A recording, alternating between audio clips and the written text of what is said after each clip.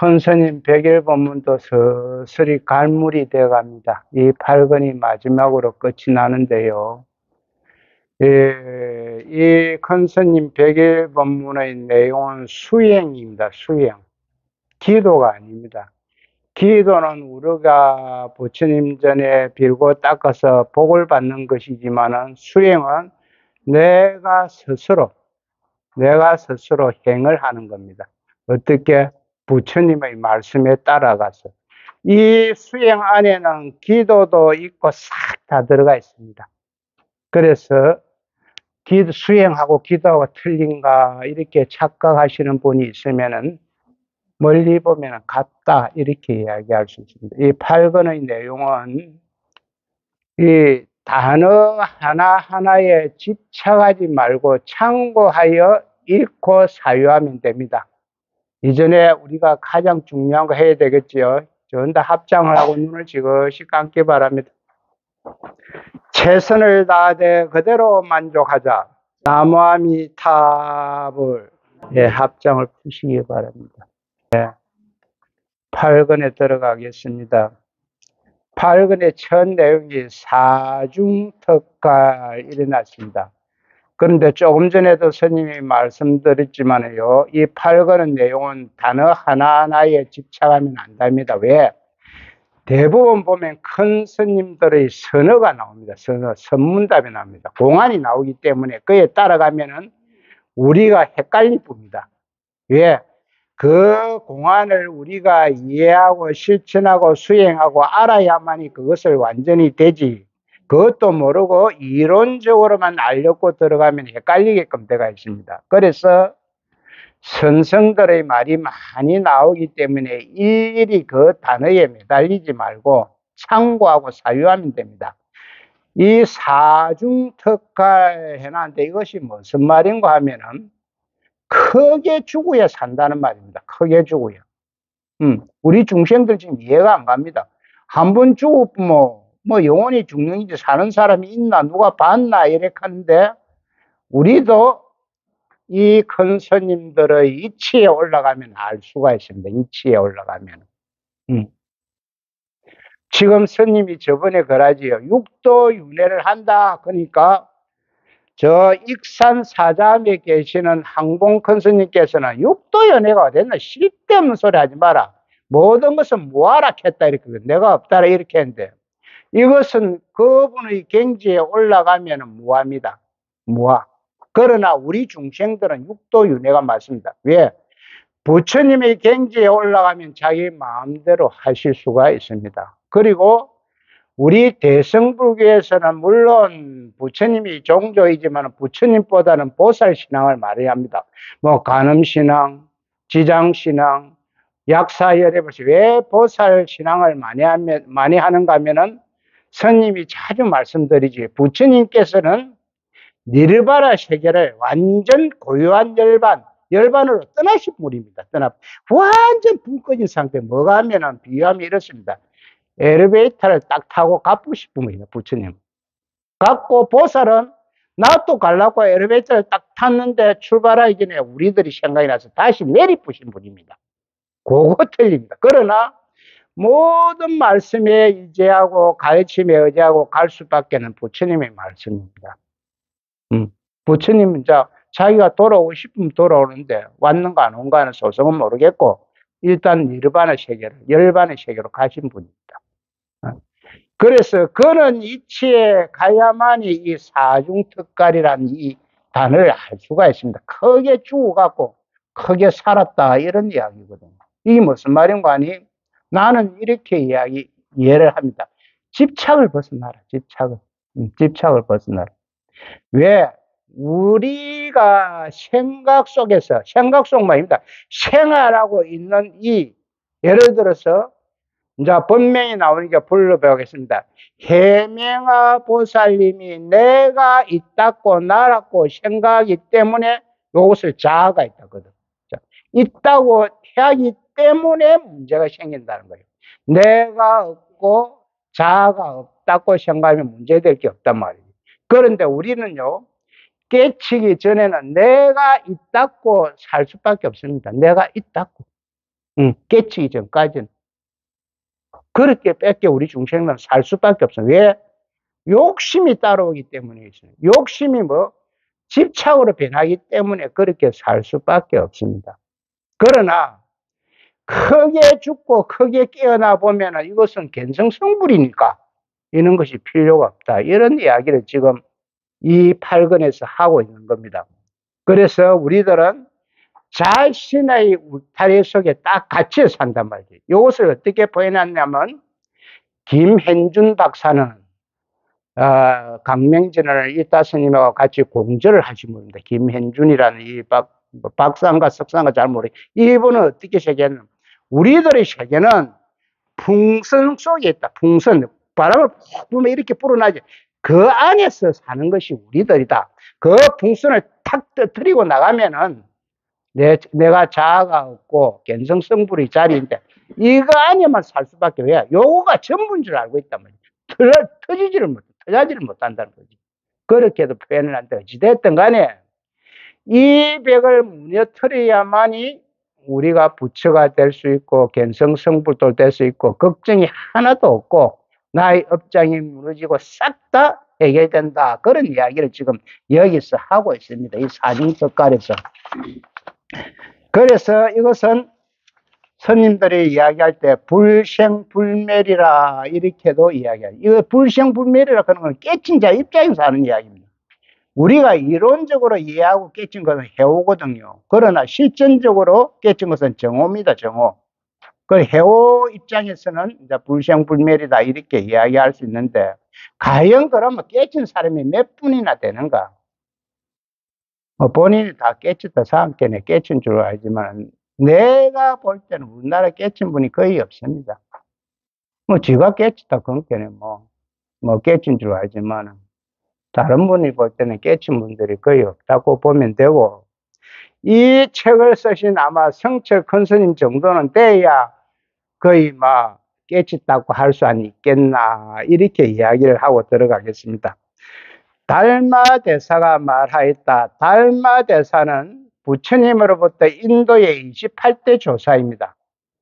그래서 중국에 선종을 전하기 위해서 넘어오는데 중국에 와서 초조가 됩니다. 초조는 일대란 이런 이야기죠. 초조가 됩니다. 저 소림사 가신 분들이 있는 거 모르겠다. 소림사 가시보면은요. 거기에서 소림사 그 밑에 절에서 한 4km인가 5km 올라가면은 달마 스님이 맨백 동굴 안에서 백을 보고 공안을 가지고 참선을 하신 그 굴이 있습니다. 스님은 그 당시에 올라가 봐라. 근데 다리도 아프고 가기 싫어서 안 갔어요. 그 4km인가 아마 될 것 같아요. 소림사에서 거기에 실제로 있습니다. 이 달마대사가 말하였다. 밖으로 모든 인연을 쉬고 밖으로 모든 인연을 쉰다는 것은 번뇌망상이 없다. 전후 재단이라 이런 식으로도 이야기할 수 있다. 안으로 마음이 허덕이지 아니하여 이 말은 마음이 허덕이지 않다 그러면 집착이 없다는 소리입니다. 번뇌망상이 없다 이런 이야기입니다. 마음이 장벽과 같아야 도에 들어갈 때 마음이 장벽이 딱 되면 아무 생각도 없어진다는 거죠. 이게 무슨 말인가 하니 번뇌망상이 없어야 이렇게 해석을 할 수가 있습니다. 그리고 조금 더 현실적으로 우리가 비유를 하자면 갓난 아기와 같다. 갓 태어난 아기와 같다. 갓 태어난 아기는 아프면 울고 배고프면 울고 사리를 분배라고 판단하고 그런 거 없습니다. 갓난 아기는. 그런 데 비유를 할 수가 있습니다. 한 생각도 나지 않고 과거와 미래가 끊어져 번뇌가 순식간에 쉬고 이것을 전후재단이라고 이야기합니다. 과거와 미래가 번뇌가 다 끊어졌다 했네. 혼침과 산란, 이 혼침과 산란은 유시각에서 나오는 용어인데요. 혼침이라 하는 거는 내 마음이 푹 가라앉는 겁니다. 우리 보살님이나 거사님도 자기 마음이 푹 가라앉을 때가 가끔 있습니다. 왜? 날씨가 이럴 때 특히.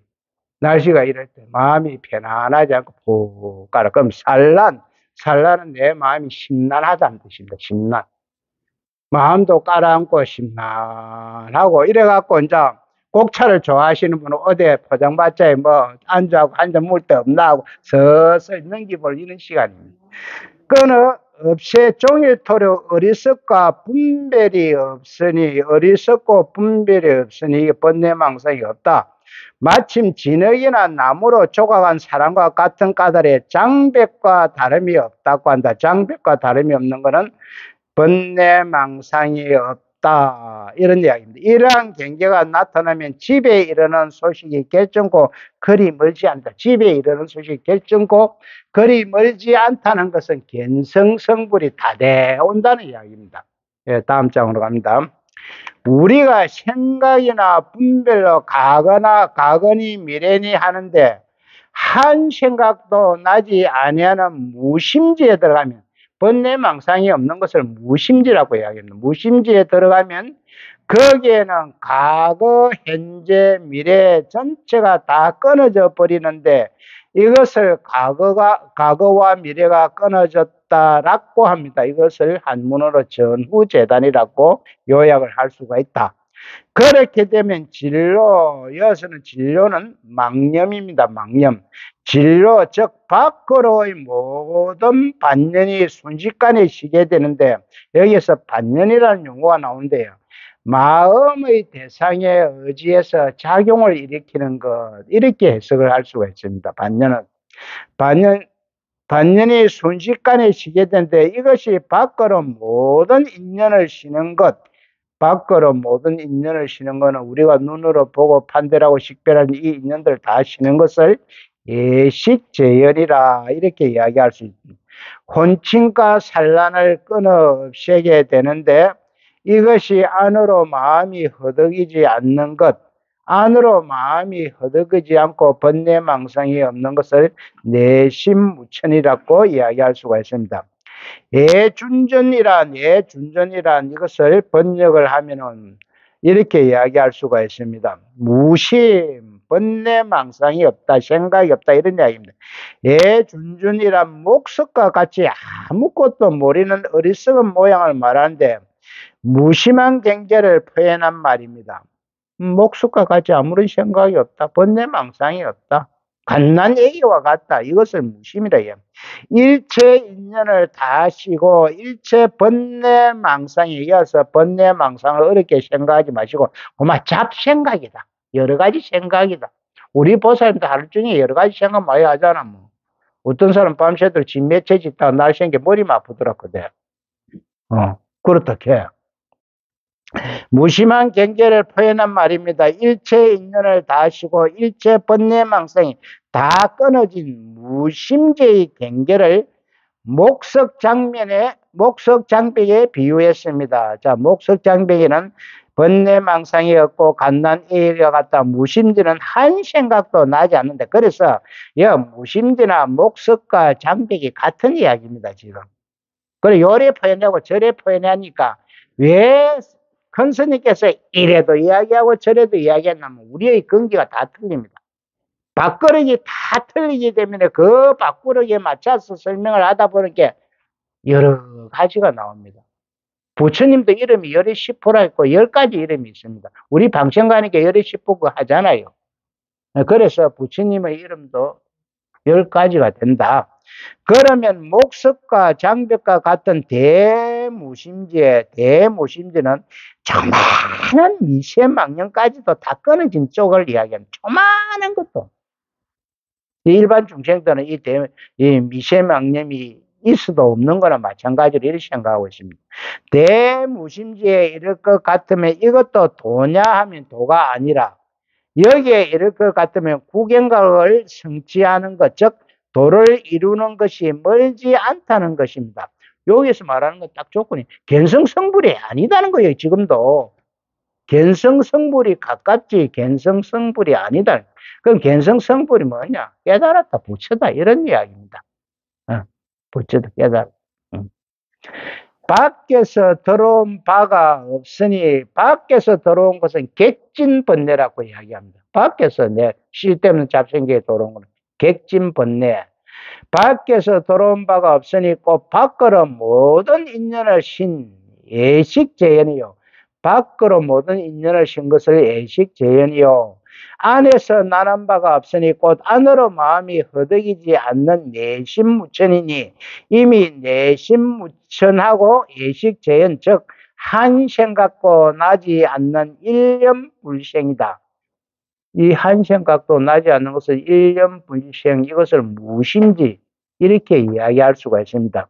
내가 이렇게 내가는 성철 큰 스님을 지금 이야기하고 있습니다. 자기가 이렇게 여러 큰 스님들의 말씀을 인용한 것은 흔히 마음이 장벽과 같다는 말에 대해서 오해가 많기 때문에, 마음이 장벽과 같다 이렇게 하니까 못 알아듣고 오해가 많다 이런 이야기입니다.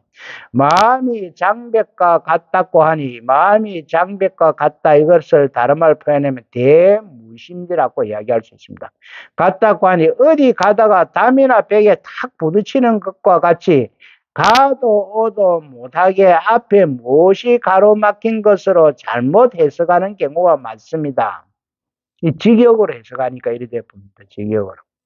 그런데 마음이 장벽과 같다는 것은 흙으로 만든 사람과 나무로 조각한 사람과 같아서 목석과 다름없는 대무심지를 장벽이라고 한 것입니다. 즉 일념불생이 대무심지죠. 한 생각은 나지 않는다 이런 얘기. 일념불생하고 전후재단은 앞장에서 과거와 미래가 끊어졌다 한 무심지 장벽한, 무심지는 한 생각도 나지 않는다. 그래서 지금 같은 말을 이렇게 이야기하고 저렇게 이야기하고 자꾸 큰 스님 돌리고 있습니다. 왜? 조금 전에 이야기했죠. 우리 보살님이나 그 사님들이 알아듣는 근기가 다르다. 그것을 더 필요하면, 자, 유치원 수준이 계실 끼고, 초등학교 수준이 계실 끼고, 중학교 수준이 계실 끼고, 고등학교, 대학교, 대학원, 박사 수준이 있으니까, 그에 맞게끔 설명을 하다가 보니까, 이렇게도 이야기하고, 저렇게도 이야기하고, 이러죠. 그러면 앞에서 말하는 오매일려는 잠들 때나 깨어있을 때나 꼭 한 생각으로, 한결같다. 잠잘 때나 깨어있을 때. 오매일려와는 어떤 관계가 있느냐면 몽중이름한테도, 몽중이름 꿈속에서도만 하두만 딱 잡히죠. 우리 꿈속에 하두가 딱 그대로 일려한 것이 몽중이름이다. 되어도 무상정이니만큼 겉으로 볼 때는 일념불생 전후재단과 같은 경계이며, 거기서 실제로 한 걸음 더 들어가 숙면일려의 자제, 숙면일려는 잠이 꽉 들었을 때도 하도가 딱 잡혀야 된다는 이런 이야기입니다. 자제의 보살 이상이 되어도 일념불생 무심지죠. 번뇌 생각이 없다, 번뇌망상이 없다. 일념불생 전후재단의 경계입니다. 그러나 이것이 도냐 하면 도는 아니어서 여기서 다시 살아났겠지. 죽는 거는 요 앞에까지 이렇게 하면 되는데 죽어갖고 또 다시 살아나야 된다는 거예요. 불생불멸이 돼야 된다는 거예요. 이것이 굉장히 지금 어렵다는 거예요. 자제의 보살, 자제는 자기가 마음대로 할 수 있는 이런 보살, 이렇게 이야기할 수가 있습니다. 자제의 보살 이상의 멸진정에서, 멸진이 번뇌망상이 없다. 멸진정에서 오매일려를 성취하여야 도에 들어갈 수 있다는 말이지, 도를 성취한 것은 아니니 이 경계를 종문해서 죽은 데서 다시 살아난다. 죽은 데서 살아나지 않으면 이 견성이 안 된다는 거예요. 일념불생하고 전후재단이 되었다고 해도 대무심제, 일념불생 전후재단 대무심제는 앞에서 설명을 다 했기 때문에 안 하고 넘어갑니다. 대무심제에 이르렀다고 해도 거기서 살아나지 못하면 이 사람은 크게 죽은 사람입니다. 살아나지 못하면 죽기만 죽었지 견성이 아니다는 거예요. 크게 죽은 사람은 구경각을 성취하지 못하였으며 도를 이루지 못하였으며 견성하지 못한 사람입니다. 실제로 이만한 경계에 도달하려면 참으로 많은 노력이 필요하고 또 어려운 사실이나, 죽기만 해도 크게 엄청난 노력을 하고 공부를 많이 했다는 겁니다. 지금 여기서. 그러나 죽어서 살아가지 못한다고 하면 이것은 도가 아니고 견성이 아니라고 고불고조는 옛날에 큰 스님들 이렇게 이야기할 수 있습니다. 여기에서 옛날에 큰 스님 이렇게 이야기하는데 고불고조는 옛날에 깨친 스님, 이렇게 이야기를 해야 정확합니다. 옛날에 깨친 큰 스님들께서 한결같이 말씀하시고 있습니다. 하물며 객진번뇌는 밖에서 들어온 잡생각입니다. 이 객진번뇌가 그대로 있는 경계에서 견성을 했다든지 도를 이루었다든지 하면 이것은 말할 필요조차도 없습니다. 그러므로 이 크게 죽은 경계에서 참으로 살아나야 합니다. 쉬고 쉬어 한 생각이 만년이며 과거와 미래가 끊어지면 성묘경가래. 이 성묘경계는 전후재단을 이야기합니다. 성묘경계라 하나니 보봉 강도자가 이런 사람이며 세간은 속세고 출세계는 진속입니다. 그러니까 세간 크면 우리 중생을 이야기하고 출세간 크면은 부처를 이야기한다, 이렇게 알고 있습니다. 진로는 아까 앞장에서 망념이라고 해야죠. 진로가 그를 어둡게 하지 못한다.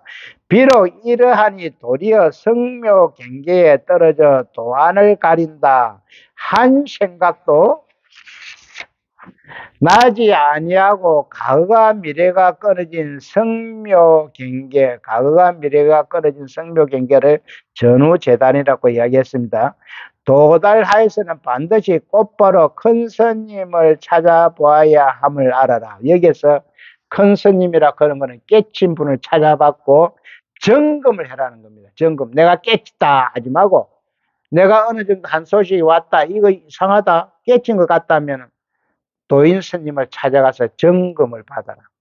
그런 도시에는요, 지식이 난무해갖고 이 1700 공안을 하두를 보통 우리 1700 하두 이렇게 이야기하는, 이걸 다 애뿐 사람이 있답니다. 애갖고 물으면 바로 모르면 이론적으로는 그래도 깨친 큰 스님이 볼 때는 요거 짝퉁이다는 안다는 거예요. 공안을 물으면 답은 바로 나오는데 요거 아니다. 왜 애뿐다는 거예요. 애뿐.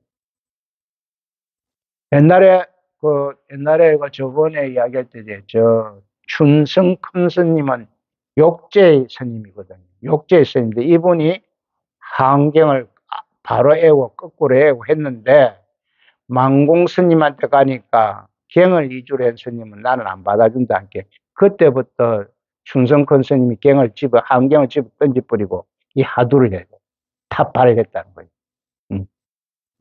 키가 한 1m 90 정도 돼요. 이 덩치가 한 100kg 넘어갑니다. 맹진 스님의 말에 의하면 이 춘성 스님이 맥주를 좋아하시는데, 맥주하고 냉면을 좋아하시는데, 맥주 하시면 저거들 데리고 싹 맥주집이나 냉면집에 묵고 보시받은 돈을 세 보지도 않고 봉투대로 던지고 갚은다는 거예요. 그래서 맹진 스님이 머리가 좋아갖고 살짝 망태를 바람을 고집에 놔놓고 나온다는 거예요. 그래야 큰 스님한테, 아이고, 큰 스님, 내가 이자버서 바람을 놔놓고 찾아오겠습니다. 그래가 쫓아가가지고 계산하고 남은 돈 내놔. 그래가 받아오고 저끼리 살짝 갈라 쓴다는 거예요. 큰 스님이 그 돈에 이 배를 봉투 그대로 주는다는 거예요.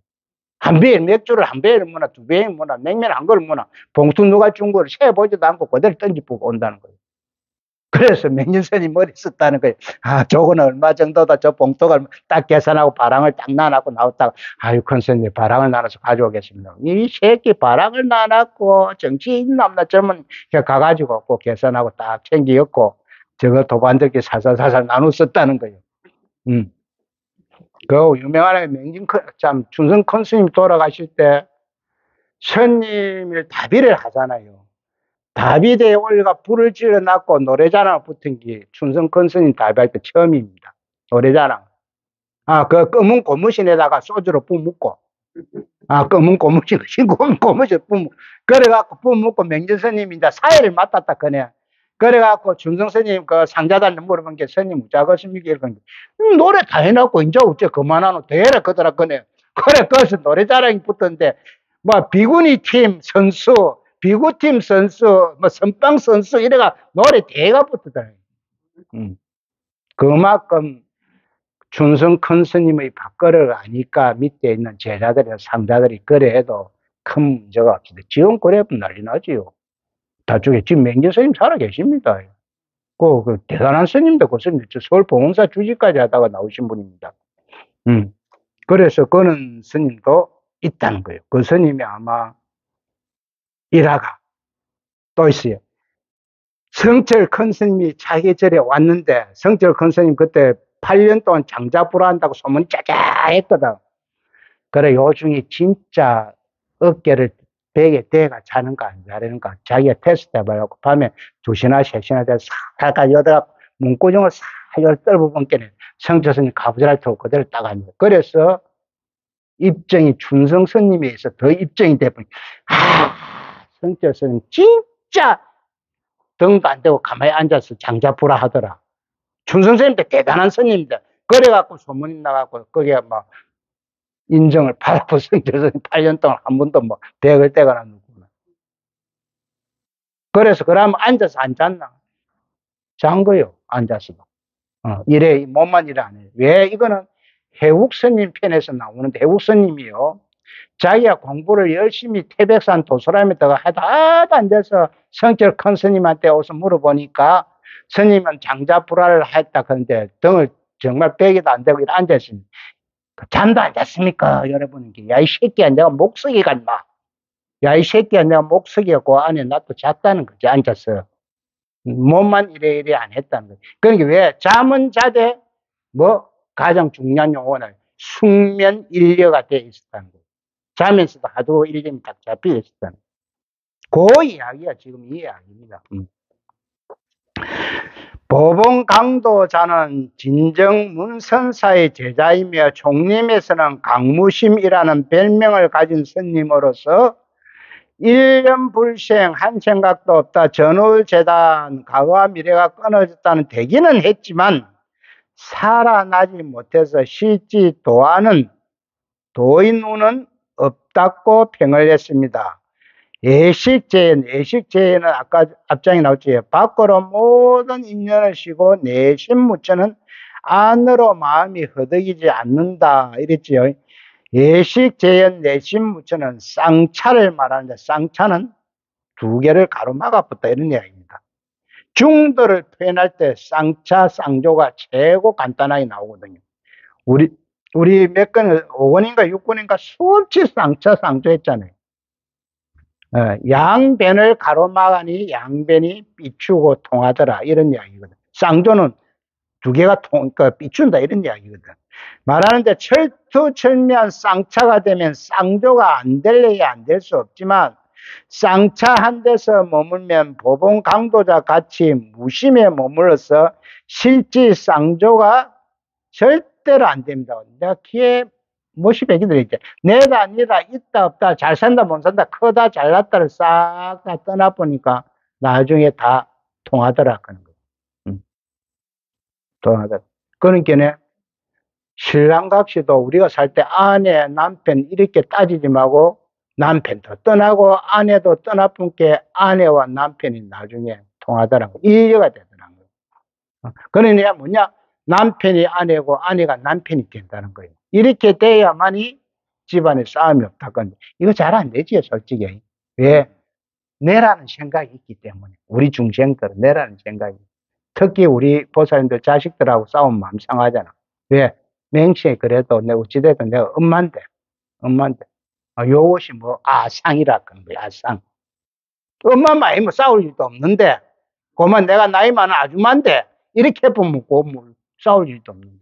내가 그래도 네 엄마인데, 내한테, 내 입장에서, 내 아상에서 생각해. 그런 겁니다.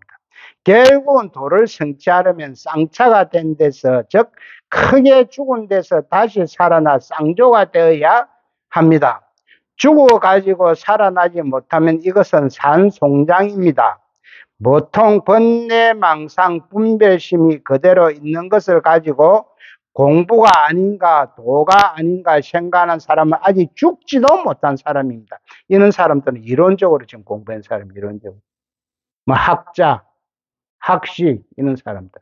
그러니까 학자들은 고집이 엄청 세다 크대. 자기 주장을 잘 안 굳힌다게 학자들은. 이런 사람들 이야기입니다. 죽어서 살아나지 못한 사람도 도가 아닌데 아직 죽지도 못한 사람은 더 말할 것도 없습니다. 이 법문은 오조 법연선자가 사량 분별이 떨어진, 이게 사량이라는 건 헤아린다 이런 소리입니다. 사량 분별이 떨어진 대무신지에 들어 크게 죽은 사람도 도가 아닌 성묘경계일 뿐이라고. 성묘경계는 전후재단입니다. 성묘경계일 뿐이라고 한 진정문선사의 법문을 인용하여 한 말입니다. 사량 분별이 다 끊어진 여기에서 크게 깨쳐야 실제로 바로 안 것이고 도를 이룬 사람인 만큼 누구든지 이런 바른 길로 가야지 도가 아닌 것을 도로 삼으면 자타가 다 망한다고 경계하시는 것이 말씀입니다. 여기서 자타라 하는 거는 자기하고 타인이 다 망한다. 나도 망하고 너도 망하고, 내가 잘못 가르쳐 주면은 잘못 가르치는 나도 망하고 니도 망한다 이런 이야기입니다. 그래서 스님요 맨 끝에 이 백일 법문을 마치면서 후기를 써놨습니다. 내가 최선을 다해서 전하려고 했지만 내가 큰 스님의 말씀을 뜻을 잘못 이해하고 판단하여 잘못 전했으면 내가 참여를 합니다. 이렇게 맨 뒤에 보면 나와 있습니다. 그리고 내가 이런 디딤돌을 놓았으니 우리 거사님이나 보살님들이 열심히 공부해 다른 선지식을 더 찾아가서 정말 내가 부처님의 법이 뭐런가 더 공부를 하시기를 바랍니다. 맨 뒤에 내가 써놨습니다. 그래서 크게 죽어서 다시 살아나는 것은 선문의 생명선입니다. 예, 오늘은 여기까지 하겠습니다.